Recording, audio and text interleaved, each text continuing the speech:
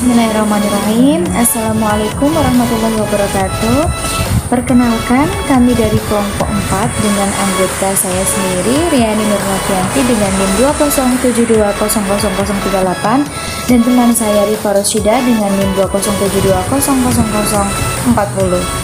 Di sini kami akan mempresentasikan tentang landasan pengembangan kurikulum. Nah, landasan pengembangan kurikulum itu apa saja? Mari kita akan pelajari selengkapnya. Jadi, landasan kurikulum itu terbagi menjadi 4 landasan. Yang pertama ada landasan filosofi, kemudian landasan psikologis, landasan sosial budaya, dan landasan iptek atau ilmu pengetahuan dan teknologi. Nah, yang pertama kita akan mempelajari tentang landasan filosofis. Secara harfiah, filsafah berarti cinta akan kebijakan atau love of wisdom.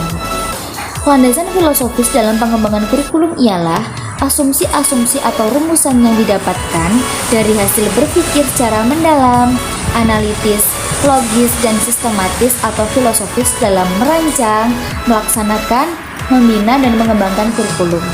Nah, terdapat 3 sistem pemikiran filsafah yang sangat berpengaruh besar dalam pemikiran pendidikan pada umumnya dan pendidikan di Indonesia pada khususnya, yaitu filsafah idealisme, realisme, dan filsafah pragmatisme.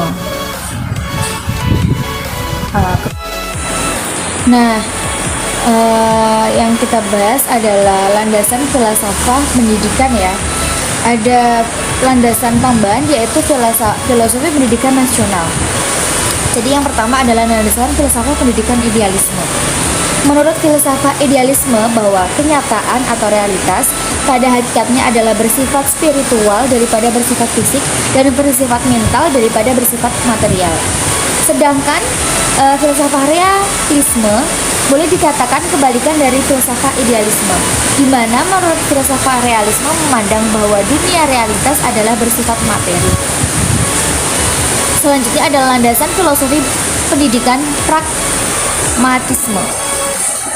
Filsafat pragmatisme memandang bahwa kenyataan tidaklah mungkin dan tidak perlu. Kenyataan yang sebenarnya adalah kenyataan fisik, plural, dan berubah atau become. Nah, selanjutnya ada filsafat tambahan yaitu filsafat pendidikan nasional. Tujuan pendidikan nasional di Indonesia tentu saja bersumber pada pandangan dan cara hidup manusia Indonesia, yakni Pancasila. Nah, selanjutnya ini adalah manfaat dan tujuan dari filsafat pendidikan. Jadi, filsafat pendidikan itu memiliki manfaat dan tujuan. Di antaranya, yang pertama adalah filsafat pendidikan dapat menentukan arah akan dibawa kemana anak-anak melalui pendidikan di sekolah. Yang kedua, dengan adanya tujuan pendidikan yang diwarnai oleh filsafat yang dianut, kita mendapat gambaran yang jelas tentang hasil yang harus dicapai oleh anak peserta didik atau anak-anak. Yang ketiga, filsafat dan tujuan pendidikan memberi kesatuan yang bulat kepada segala usaha pendidikan. Yang keempat, tujuan pendidikan memungkinkan si pendidik menilai usahanya hingga manakah tujuan itu tercapai. Yang kelima, tujuan pendidikan memberikan motivasi atau dorongan bagi kegiatan-kegiatan pendidik. Nah, yang selanjutnya ada landasan psikologis. Landasan psikologis adalah ilmu yang mempelajari tingkah laku manusia dalam hubungan dengan lingkungannya. Nah, landasan psikologis itu dibagi menjadi 2 jenis. Yang pertama adalah psikologis perkembangan dan yang kedua adalah psikologis belajar. Untuk psikologis perkembangan sendiri itu adalah ilmu atau studi yang mengkaji perkembangan manusia beserta kecenderungan perilaku yang ditunjukkannya. Sedangkan psikologis belajar adalah suatu pendekatan atau studi yang mengkaji bagaimana manusia umumnya melakukan proses belajar. Nah, sudah dibahas ya tadi bahwa landasan psikologis itu dibagi menjadi 2, yaitu psikologis perkembangan dan psikologis belajar. Nah, psikologis perkembangan sendiri memiliki beberapa pengertian atau beberapa pemahaman. Yang pertama itu setiap anak diberi kesempatan untuk berkembang sesuai dengan bakat, minat, dan kebutuhannya.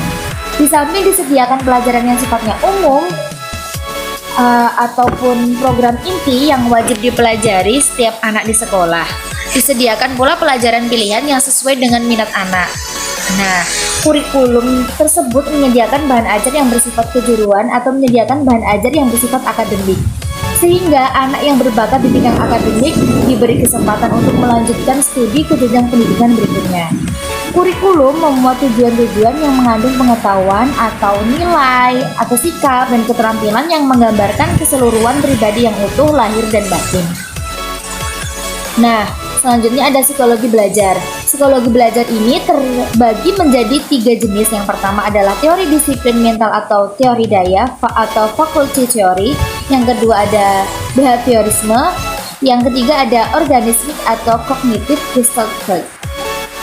Nah, yang selanjutnya adalah tentang teori landasan pengembangan kurikulum selanjutnya akan dibahas oleh teman saya, yaitu River Sudah. Selanjutnya yaitu landasan sosial budaya. Landasan sosial budaya yaitu asumsi-asumsi yang berasal dari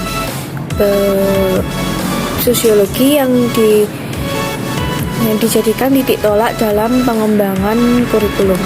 Kurikulum harus mengacu landasan sosiologi dikarenakan anak-anak berasal dari masyarakat yang mendapatkan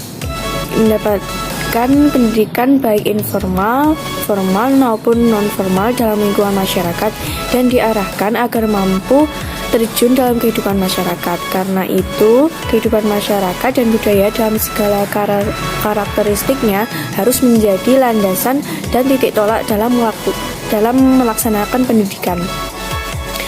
Jika dipandang dari sosiologi, pendidikan adalah proses mempersiapkan individu agar menjadi warga masyarakat yang diharapkan. Pendidikan adalah proses sosialisasi dan berdasarkan pandangan antropologi, pendidikan adalah enkulturasi atau pembudayaan. Dengan pendidikan, kita tidak mengharapkan muncul manusia yang lain dan asing terhadap masyarakatnya, tetapi manusia lebih bermutu, mengerti, dan mampu membangun masyarakatnya. Oleh karena itu, tujuan, isi, maupun proses pendidikan harus sesuai dengan kondisi, karakteristik kekayaan, dan perkembangan masyarakat tersebut. Untuk menjadikan peserta didik agar menjadi warga masyarakat yang diharapkan, maka pendidikan memiliki peranan penting. Oleh karena itu, kurikulum harus mampu memfasilitasi peserta didik agar mereka mampu bekerja sama, berinteraksi, menyesuaikan diri dengan kehidupan di masyarakat, dan mampu meningkatkan harkat dan martabatnya sebagai manusia yang berbudaya. Selanjutnya yaitu landasan ilmu pengetahuan dan teknologi atau disebut IPTEK. Sebelumnya, ilmu pengetahuan adalah seperangkat pengetahuan yang disusun secara sistematis yang dihasilkan melalui riset atau penelitian. Sedangkan teknologi adalah aplikasi dari ilmu pengetahuan untuk memecahkan masalah-masalah praktis dalam kehidupan.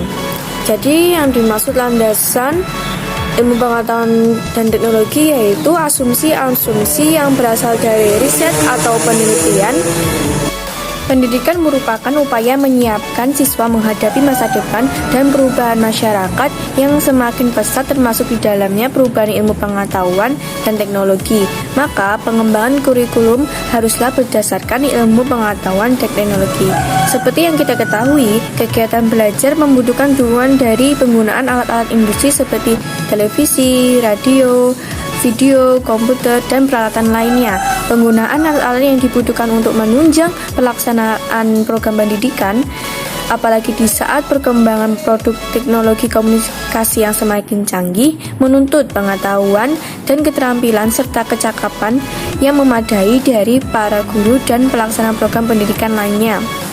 Mengingat pendidikan merupakan upaya menyiapkan siswa menghadapi masa depan dan perubahan masyarakat yang semakin pesat, termasuk di dalamnya perubahan ilmu pengetahuan dan teknologi, maka pengembangan kurikulum haruslah berdasarkan pada ilmu pengetahuan dan teknologi.